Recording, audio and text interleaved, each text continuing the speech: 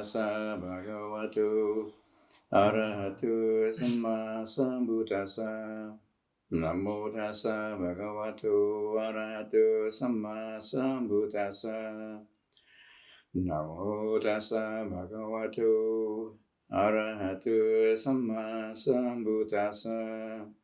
Buddhang dhammang sanghang namasami.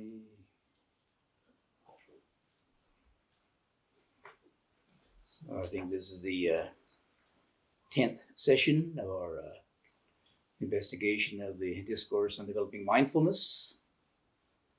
And we've almost completed it, at least the theory anyway. I don't know if you've completed the practice. The Buddha said only 7 days you can be enlightened. Or 7 years. Or longer. So we've covered three of the Dhammas on the theme of the fourth of the themes on the Dhammas. Now we're on the sixth senses. And I don't know, maybe for some people it may sound a little bit, prosaic, a little bit mundane to be investigating the six senses. Where's enlightenment in that? Six senses, what about Nibbana or something?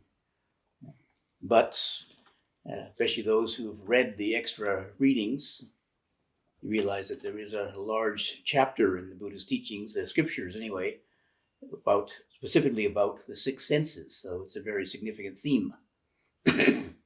I'd even say, this is my opinion, that if you understand the basic principles of the Buddha's teachings, and especially how to do this practice, that the contemplation of the six senses could be the simplest way to enlightenment. I wouldn't say easy. I said simplest, most direct way, because I'll explain at the very end. So stay tuned. So once again, the Buddha gives quite specific instructions, quite direct and specific instructions how to contemplate the six senses. First of all, what are the six senses? Most of you know the five physical ones: eyes, ears, nose, tongue, body. But in Buddhism, there's a sixth sense, the mind. And this is a special aspect of the mind. There are a number of different Pali terms used for mind. In this case, it's the Pali word mano. It's the mind as a sense organ. And of course, you can recognize, of course, the eyes sense visible objects, the ears sound, keep it simple, sound, smell, taste, touch, and the mind, say thought. Your mind senses thought, right? Your eye doesn't sense thought. Huh? Can you see your thoughts? Well, maybe kind of figuratively, but it's your mind that senses what you're thinking. But also memory, thought in the widest sense. Thought can be quite a few different things. It can be planning, can be organizing, can be reflection, contemplation, But also memory maybe is also an object worthy of mention as far as the mind as a sense organ. You sense a memory happening in your mind. It could be, the memory could be like imagination, fantasizing even, but just keep it simple for now.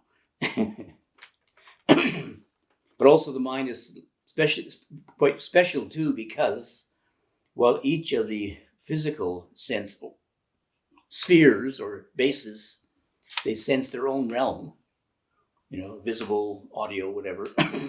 The mind is also aware of the impressions that come from the visible and the audio and the, whatever smell, taste, touch. So you have a visible object, with the sense organ context, and then there is consciousness of that. And the mind is conscious of consciousness. The mind senses, there's sight there somewhere. But, don't get too theoretical. So the theory behind it, first of all, be in the practice, we should be aware of the sense organ, we can say. The word used in the Pali, ayatana, doesn't actually mean organ. It means sphere, realm, base, and it can be maybe even a little bit more than just, we'd like to limit it to maybe a specific organ, but there are various kinds of sight. Say even in the, some of the psychic powers, or some of the developments in meditation, they talk about developing the Dhamma eye, for example. Or there's the Da Tip, what's that? Deva eye, the Deva eye, or something or other. Or hearing celestial sounds. Does your ear hear celestial sounds? Anybody? or what, but there is a whole realm of hearing, isn't there? There's a whole realm of the audio. Just to keep it a little bit, open a bit more here. And then to be aware of the object. As I mentioned, there's the visible objects, audible, smell, taste, touch, and thought. To be aware of what they are. Be helpful to be able to separate them, because sometimes they all mesh together and it's hard to distinguish. And then the fetter which arises. And the fetter is a translation of Pali word samyojana. There's technically, it's technically a formal term, the 10 fetters, but I think in this sense it's more general. Whatever arises from the contact of sense, sense sphere, object, and what happens there, what arises. And invariably it's referred to as a fetter, because it is usually linked. It's a kind of what binds one or holds one. just a very act of, say, seeing something. Most of us we have already developed a object-orientated consciousness. You got that? So we hear a sound and immediately, I hear that. I hear that sound. But what is the sound anyway? It's not really an object, is it? But we tend to fix it in our mind as an object. And then the next part of the exercise are, once you're aware of the fetter, and as fetter arises, whatever the result of the contact of sense sphere and sense object is, then observe how the fetter arises. Then how to remove that fetter, and then how to prevent it from arising in future. So there's actually, it says very simply these things, but it's a very comprehensive practice there. And just saying prevent this fetter from arising, or remove it even. It sounds very easy, but this whole you say that the sense perception process is functioning at a very, very deep unconscious level, going on automatically. It's the moment we're born. Well, we not quite maybe, but at least at the time we got a sense of self anyway. Subject, object. I'm hearing that. I want that. I like that. So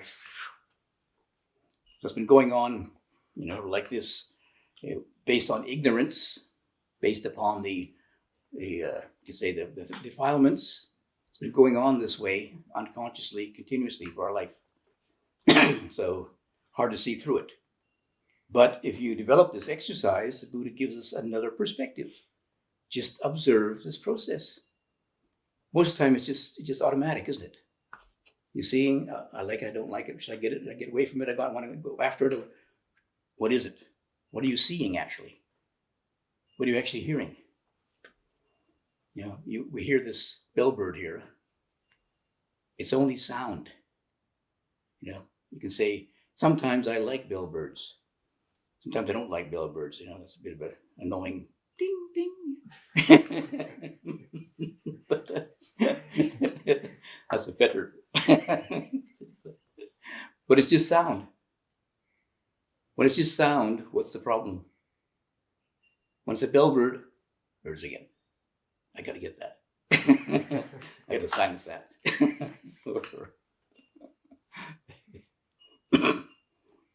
So then to get the principle behind it, we have to look at the principle of perception, sense perception. So the Buddha was actually quite a skilled psychologist, much as, well, I guess some people who study the scriptures a bit more might appreciate it. Probably, and if you read some of those extra passages, you recognize the Buddha was looking at, observing very carefully how sense perception functions. And it goes basically, I should have had a whiteboard here, maybe, shouldn't I? It can get complicated. Basically, there is the sense sphere or base, the object, and then the coming of the two together is called contact. Consciousness? Contact first. Contact first. Okay. Got to have contact. And where the eye is seeing many things, but it doesn't contact everything. If it did, you'd be crazy. There's just so many impressions going on here. You couldn't function. You couldn't interpret them. You couldn't deal with them all. The sounds going on. I just hear the bellbird, but now I hear the wind. Now I hear, now I hear my heartbeat. After a while, you go be crazy because it's too much. It's overwhelming. You see. But when there is a contact, and the contact is relative to many different things. It could be it's really loud, or it's demanding, or you have a personal interest in it. You put your attention on it.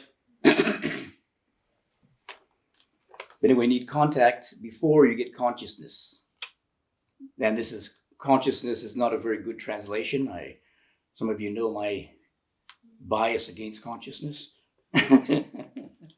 Bias against the translation of consciousness is the vijnana. Vijnana. So jnana means knowledge. And the V part is distinguishing. So really it is just an acknowledging. Oh, there is a sight. That's all it is.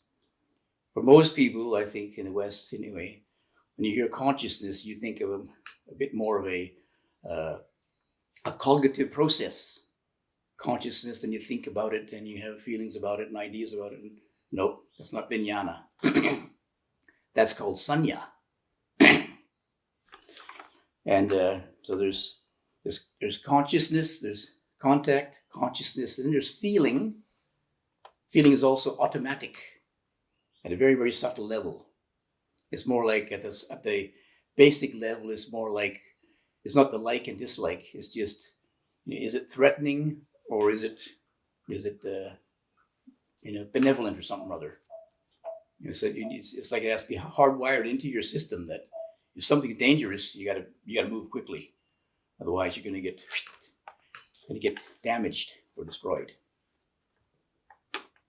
So those are just automatic. They're just functions. With no self involved in that. But then we come to the next one is sanya. So once there is acknowledgement, vijnana, distinguishing knowledge, oh, something's there. Then the sat-jnana comes in. And the sat-jnana, same, you recognize there's a jnana there too. It's also knowledge. But the sat means it puts it together. It's association. It's like sankhara, making together. But the sanya is already a little bit corrupted by ourself. Because you have to associate with what you already know, right? You got to have some associations there already, some memory. In the Thai language, sanya is usually translated as memory, simply memory. So you see something, you have some kind of object. If it's like this, it's pretty simple, right? How about let's be challenged? So if you have something like that, and your eye just sees form and color, and your mind says, "What is that?" You can't figure it out yet.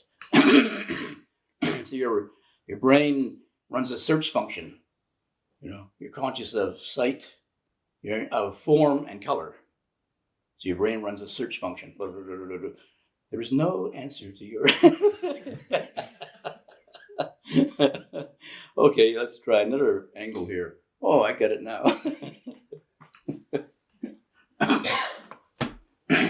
And then it comes up in your mind. Oh, book. It's probably a book. Shaped like that and that color. Probably a book. But maybe you got it wrong. Maybe it's a box. Some cigar box or something that shape and that color. You got it wrong. Okay, try again. And then after that sanya, there is thought about it. Then you start thinking, oh, book. What kind of book is that? Oh, that's an interesting book. Not right now. And then if this process keeps going, there's enough momentum from the thought, you arrive at what's called papancha, which is proliferation or elaboration. Your thought comes up, oh, what kind of book is that? I wonder if that's good or bad. And you start thinking, oh, I think I've seen it before. It reminds me of the old book I had. The thinking process takes off, as it were. And if it continues, it becomes what they call, it's a bit complicated here, but anyway, becomes, you're overrun by conceptual proliferations. It just takes off. All your associations, it's called the wandering mind, the distracted mind, discursive thought. And then you're thinking about all different books you read over your life, and you're just, oh, right, breathing, right? You're off on planet X somewhere, fantasizing, imagining. But in this process, this goes automatically most of the time, without you even noticing it. Unless you bring awareness to the very beginning here. There's the eye, there's an object, there's contact, there's a recognition of a contact, recognition, acknowledgement that you're seeing something. Then there's a feeling about it. Is this book dangerous or not? Then the sanya comes in, book. And then, if you're not what, observe how this works, it goes into the thought. And then the sanya is already influenced by ego, by what you have learned yourself, your memories you've had before, your preferences, what you like and dislike. And the thought, even more. We each think in our own particular way. You think, if your thoughts are negatively inclined, you think think negatively about this book or positively about the book. And then this elaboration takes over, and before you know it, you're lost. Your old self is, your Pandora's box is unleashed. And all your neurosis comes out. Out of control, totally out of control. You're taken over by it. See? So the way that the Pauli explains it, the first part up, the feeling, is just functional. This is what happens. And then it becomes a little bit personalized. And in the end, you are the result of the proliferation. You have no control over it anymore. You have some control over sanya and thought, but after elaboration, you're taken over by it. It becomes the dominant force in your life then. And then you wonder, gee, how did I get here? Now you know this, at least in theory. So if you do this practice, you go back to seeing, hearing, smelling, tasting, touching. And sometimes you can just recognizing, like if you see this book and you're thinking about it, you just say, oh, seeing. No problem. No book. No elaboration, no book, just sight. It's just a form and a color. Isn't that simple?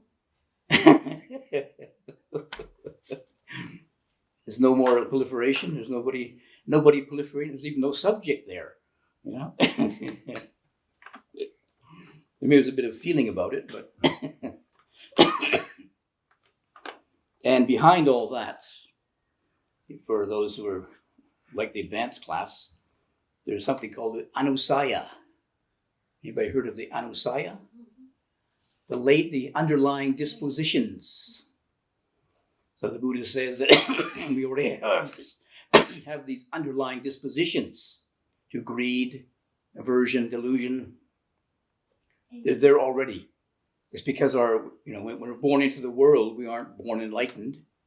We're already born with a certain degree of unclarity and ignorance, if you like. So unless you do something about it, those tendencies keep getting fed. It's like the blind leading the blind leading the blind, you see. That's what happens in our mind. So they're there all the time. But if you bring some wisdom into it, you even know what these tendencies are. Aha, watch out. Creeping up on you. Watch out. Don't let them creep up on you. It's only sight.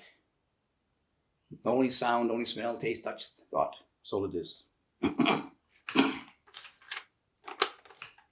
So anyway, the theory, even though it may be a bit complicated, but it's helpful to know this because a lot of this is unconscious. And it just goes on without our knowing of it.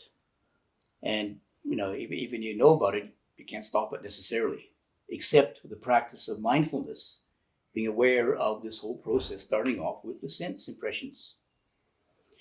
And the first, from the sense sphere, the sense space, and the sense object, there is contact. So that's one area to work on.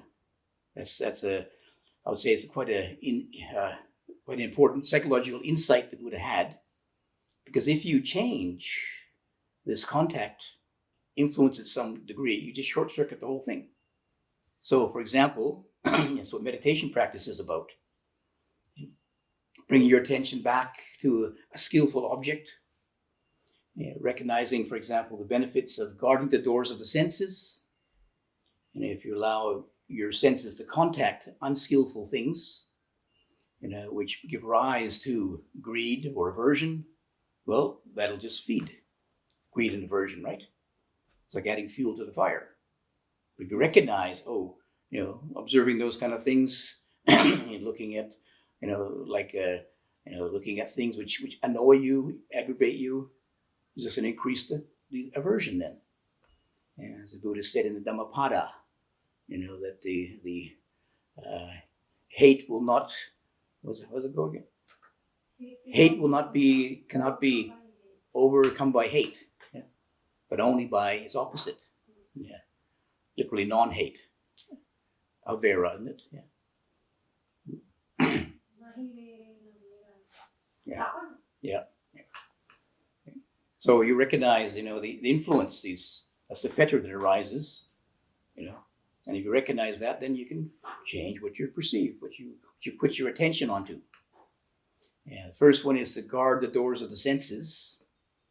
Like living in a quiet place like this. I mean, if you're, walking around in the CBD in Sydney, there's a lot of temptations, right? You're safer as a monk because you don't have any money.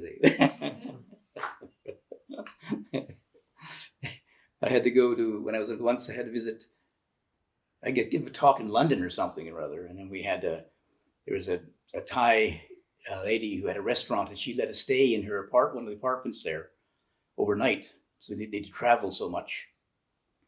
So I had I had overnight there, and then I had most of the day before the talk in the evening. So I wanted to go to the museum, Victoria and Albert Museum. In those days, it was free. I think you got to pay now. So anyway, I walked the streets. I didn't have money for the buses. So I walked the streets to the Victoria and Albert Museum, went in and saw the Buddhist exhibits. And I came out again, had to go back across, I guess it's Knightsbridge or somewhere anyway. And then I had to walk past Harrods.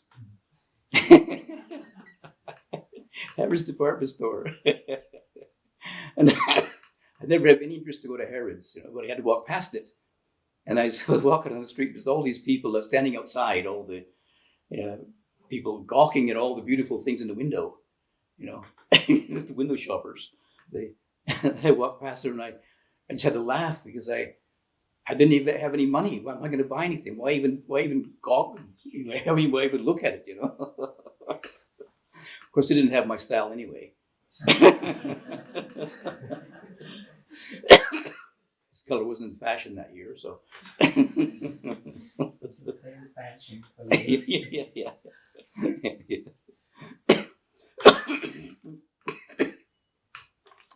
So I don't know if I mentioned before, but the benefit of guarding the doors of the senses, standard formula is so that to not dwell upon the signs of beautiful and the irritating, so that unskillful thoughts will flow in upon you, see. So it requires a bit of mindfulness and awareness and wisdom to recognize, the effects this is having on us, even though it may be not so obvious. Just having to go into Sydney to go to a doctor or something, it's hard to miss all the signs. Let's say with my eyes closed, but fortunately I wasn't driving, so. But then coming back, really exhausting. This being able to having the senses being processed, all the stuff. Even though I have very little interest in what's for sale, it might be a bargain, no.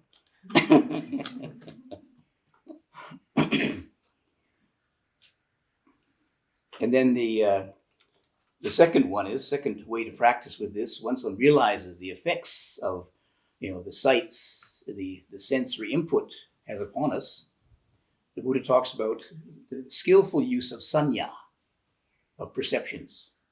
So we already have this background, delusion, wrong perception of things. Basically, it's based upon the three characteristics. Rather than seeing things as impermanent, we see things as permanent, see things as happy, they see things as self.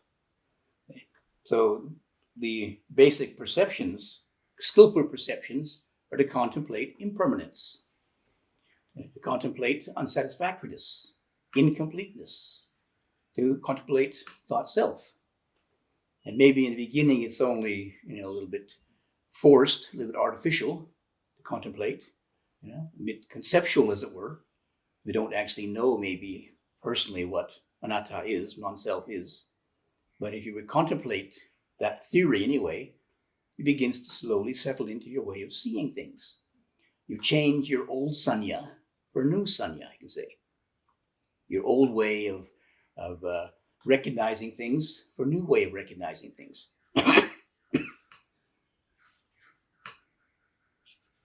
And this is, one of the quite a well-known scripture, the Girimananda Girimananda Sutta. Yeah, one of the monks in the Buddhist time was very sick, very ill. So the Buddha sent one of the monks to give him some skillful teachings. So he gave him, was it 10, I think, 10 sanya perceptions. Yeah, 10 perceptions. I think it might be in the chanting book, is it? No, it's in the little official book. Little official book, yeah. And also in Anguttara Nikaya. Yeah. So in Anguttara Nikaya, out of the tens, book of the tens, because it's 10 skillful reflections. And to try and reflect upon impermanence and unhappiness, and there's quite a few. Foulness. Yeah, quite a few different ways to approach it, because different perceptions affect different people. Or different recognitions of things affect different people. And so the story was that when this monk heard about these, he obviously was quite keen, coming from the Buddha himself, or at least the message was, very inspired. And then he just got up from his sick bed and lived happily ever after. Maybe even enlightened too, was he?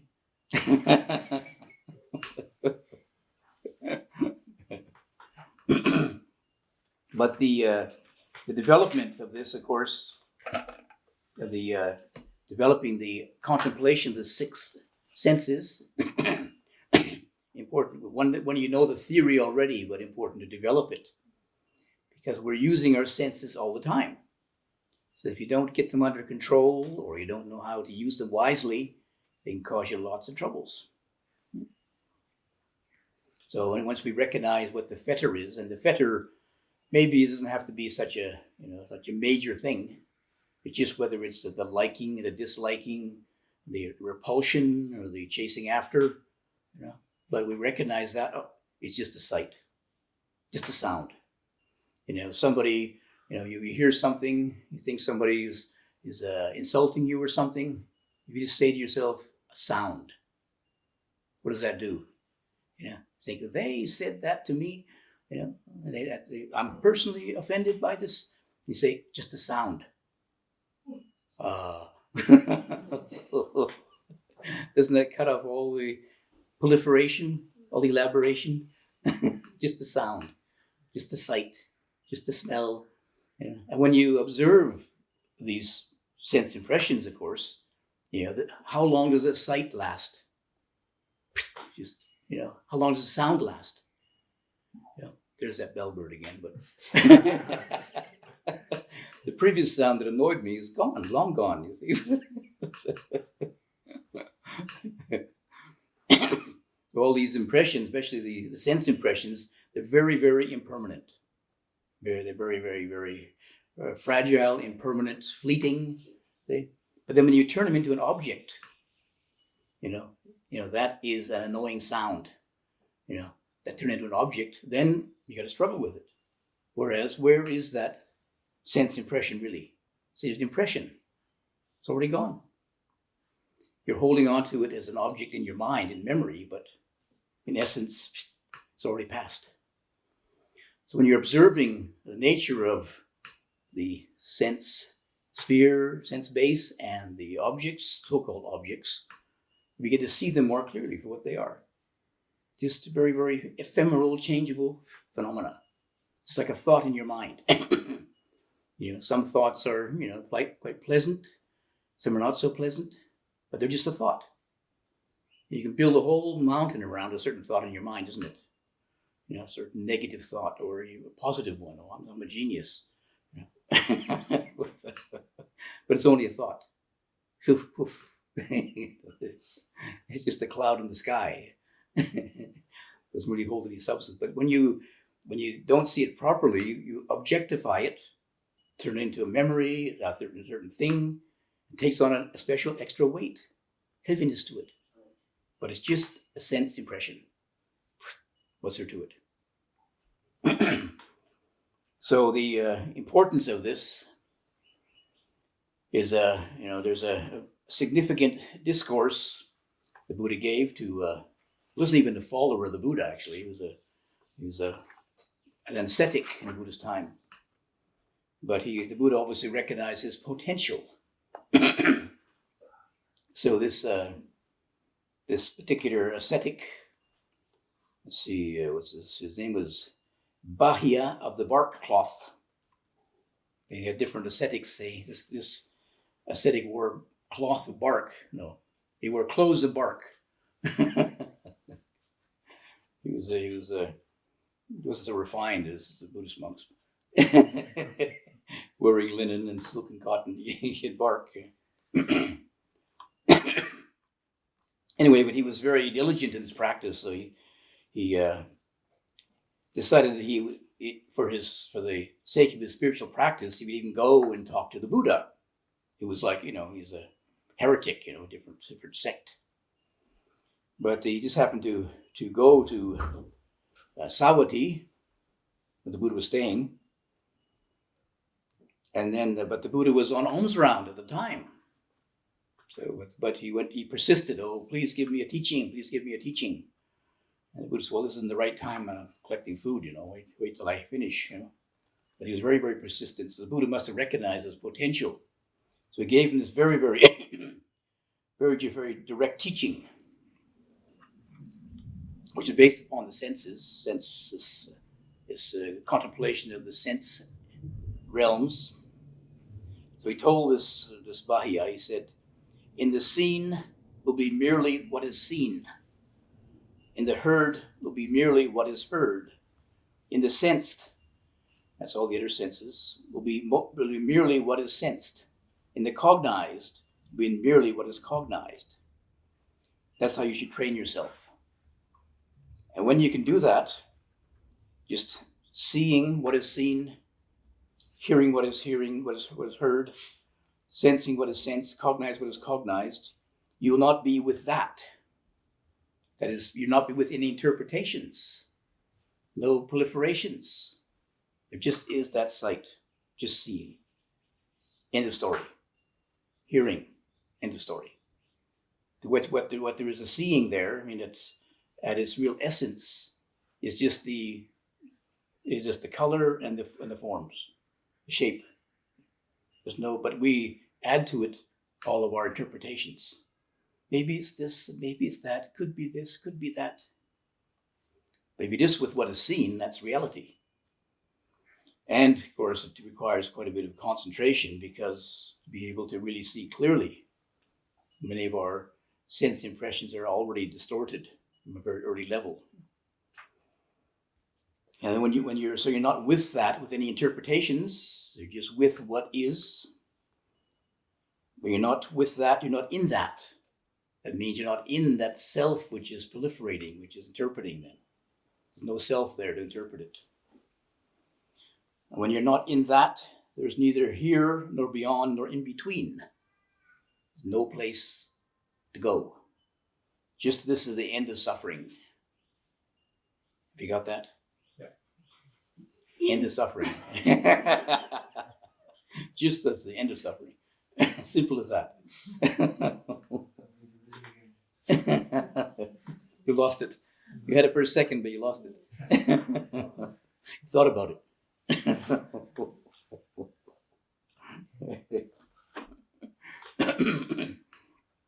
Usually, of course, it takes a bit of practice, because maybe you're trying to just observe what is there, but then the mind isn't have enough concentration or clarity.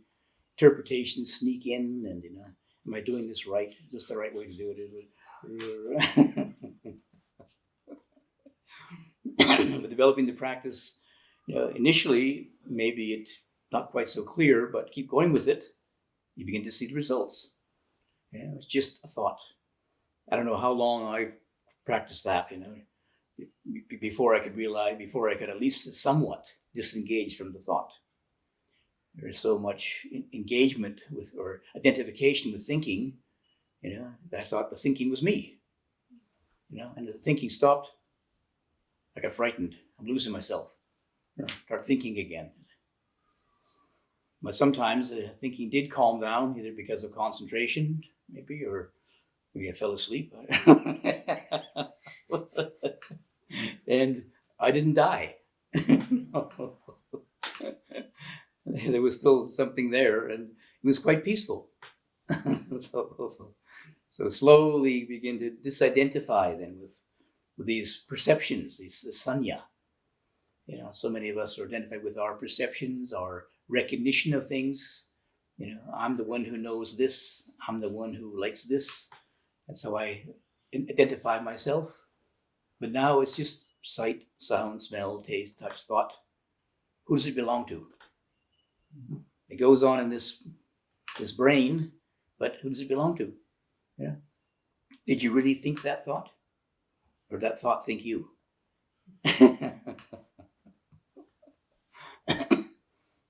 So it's what seems to be kind of a pretty prosaic or basic practice, being aware of the senses, if taken to its its fullness, completeness, you can realize very, very deep insights then. They're just those, there still is, you have your eyes open. You don't need to lose yourself in concentration. You still see, hear, smell, taste, touch, but you don't add all the complications, all the confusions, all the self-interpretations to it. There just is the seeing. There's nobody seeing. There's no seer. There's only the seeing. Like that? Got that? Yeah.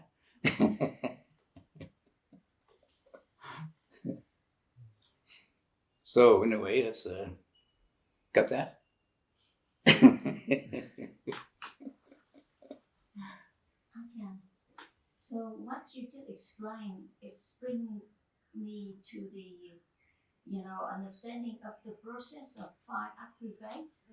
So if we we fully conscious at the or contemplate at the sensation, and then the next step of the five aggregate process, like a sanya and sankara, reaction that it won't happen.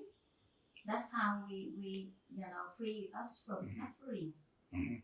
And also, I've been told that that's how you stop accumulate bad karma for your nirvana or subconscious Yeah. mind. Yeah. Does it make sense? Yep, good, yeah. So the five, what do you say? Five aggregates, yeah. Next week. Okay. Come next Wednesday. Yeah. In the explanation of the different themes in the sutta, the five aggregates come first, you see. Yeah. But since, from my perspective, the senses are part of the five aggregates, I thought it made more sense to explain them first, because they're included in the five aggregates. And the five aggregates are a little bit more complicated, because there's more to do with the, like the sankharas, the mental processes involved in it. So, where I think the sense contemplation of the sense is a little bit more straightforward. Sense, object, and there's contact and and perception too. So feeling and perception are in there too, already part of the five aggregates, you see. And thinking, thought, and elaboration would be the sankharas, you see. Yeah. But it's a slightly different approach. Yeah. But the mind, it happens so quickly. Yes, yeah, that's why you got to be alert. You already, sort of absorb Yep. deep into it, Yep. and then Already making plans, already making karma. Yeah. That's why, the Buddha points out the mindfulness. You stay with the very, the basic awareness of what is actually there. There's a sense base. There's a sense object. That's what's there. All the rest of it, you add to it. So it's additional, it's extra. So let's go back to the basics, And for many people, you say back to the basics, but it's so simple and it's seems to be so mundane, or I want the clever stuff, how to sort out my thinking, You sort out your thinking by observing how your thinking arises from seeing, hearing, smelling, tasting, touching. It's all part of a conditioned process. So you're trying to figure out your thinking, but thinking is part of a result of previous conditions, you see. So maybe you can figure it out, but you're not going to stop it. it's so hard for sensitive people. When I understand that I'm sensitive, Mm-hmm. I know it's wrong, but it's already happened. Mm-hmm. Mm-hmm. So you have to keep watching. You got to be more sensitive than your defilements.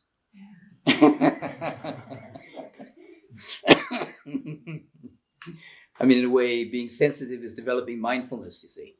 More clear seeing, becoming more and more sensitive to what's really going on, you see. Rather than being sensitive to the reaction, you be sensitive to the process that initiates the reaction, you see. So back to the practice, back to the basic mindfulness of seeing, hearing, smelling, tasting, touching. Yeah. Thinking is a bit more tricky.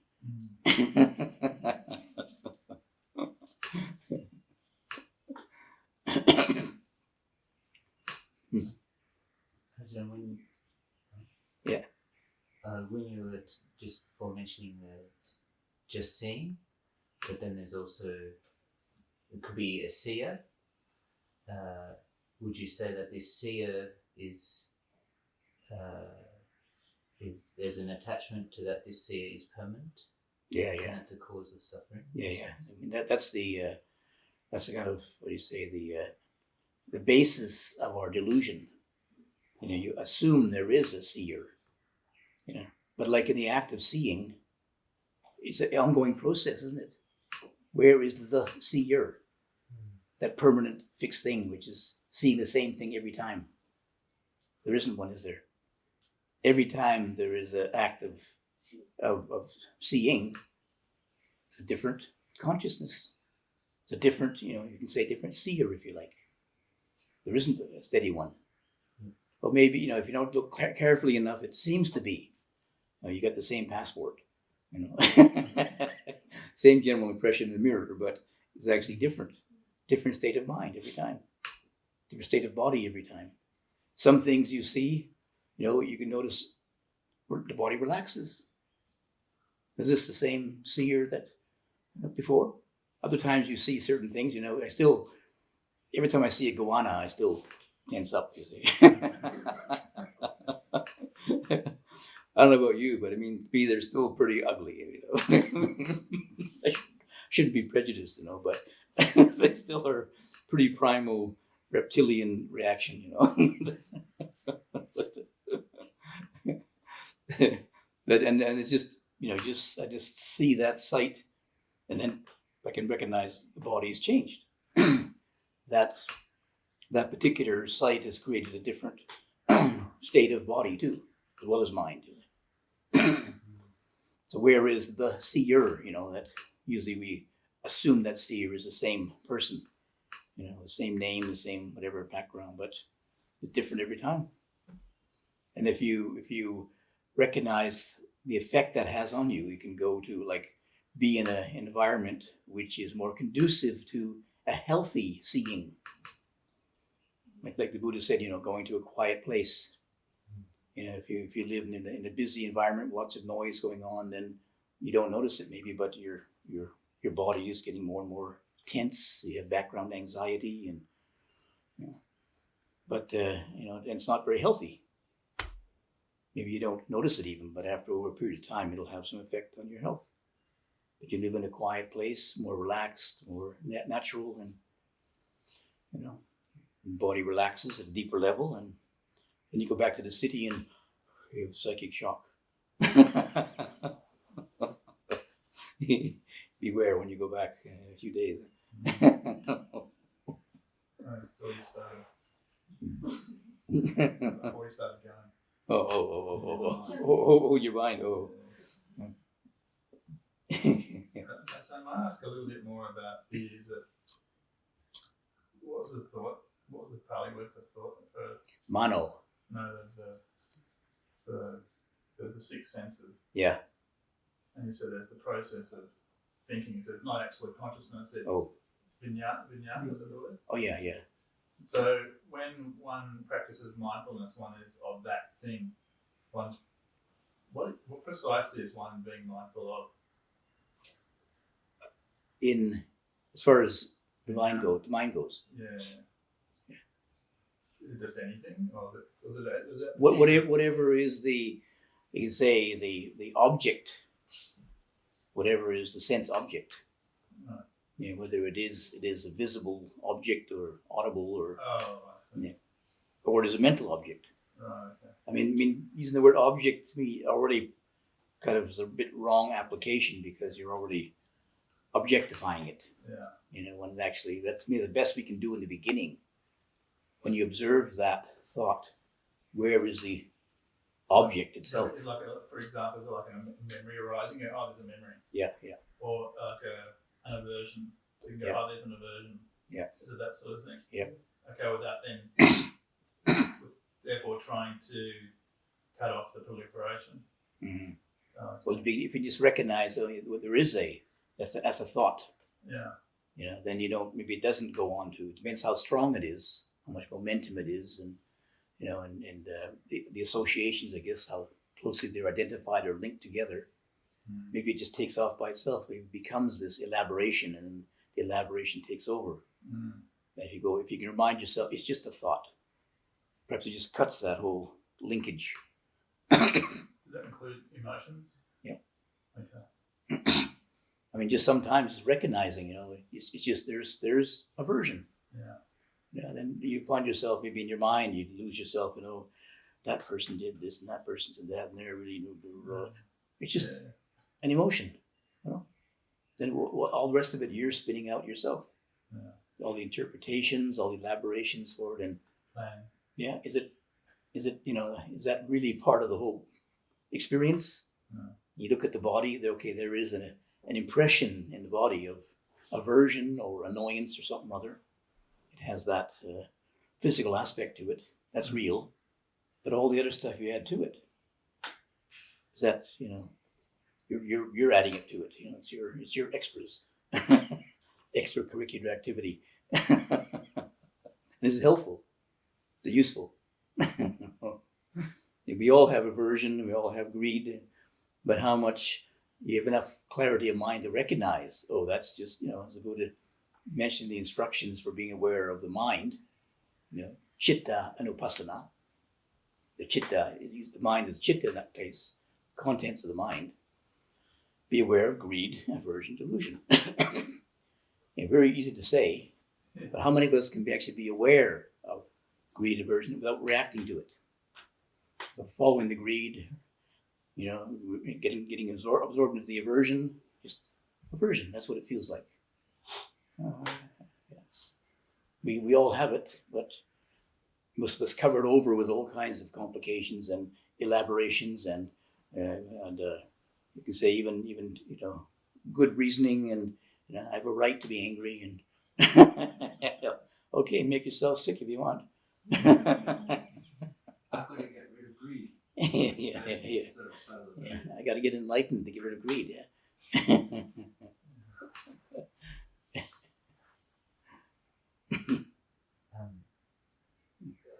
Just going back to the insight aspect of the Satipatthana Sutta, it's like sort of towards the end of that paragraph is similar to what you've just described as well, where this is sensation, or this is body, or this is mind, this is so it's sort of is that sort of what you're talking about in a bit more simpler, a direct way, because it's almost sort of drawing you towards that aspect of the insight or the Satipatthana end of the Like the being aware of the body as the body, and the arising aspects and the cessation aspects, and well, don't think about them so much. Just do it. It becomes a direct experience and not just a little acrobatics of the mind.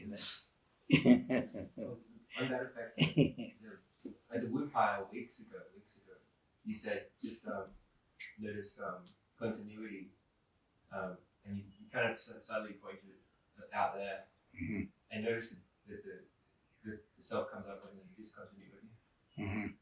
I've been writing that one for weeks. It's been great. Thanks so much. I mean, it still hasn't worked. It's still probably gonna take a while for that one to come in.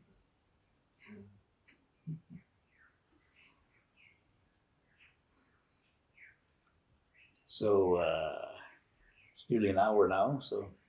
And we got one more session left before the end of the Rains retreat. What is it?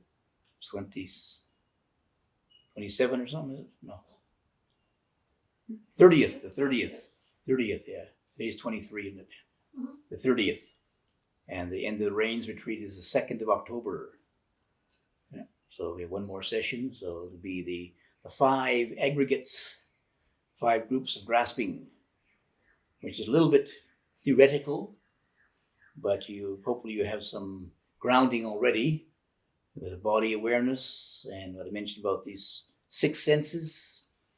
I mentioned a bit about consciousness and sanya, recognition and feeling,